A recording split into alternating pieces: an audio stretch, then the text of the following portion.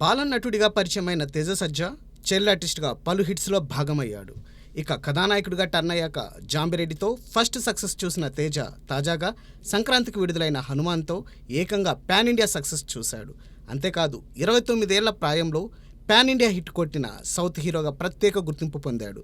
ప్రభాస్, అల్లు అర్జున్, ఎన్టీఆర్, రామ్ చరణ్, యష్ ఇలా ఇదివరకు pan India hits కొట్టిన హీరోలంతా 30+ స్టార్సే కావడం గమనార్హం. హనుమాన్తో చిన్న వయసులో పాన్ ఇండియా హిట్ కొట్టడమే కాదు, 2024 జనవరి నెలలో వికీపీడియాలో అత్యధికంగా సెర్చ్ చేయబడ్డ సౌత్ ఇండియన్ సెలబ్రిటీగాను తేజ సజ్జా నిలిచాడు.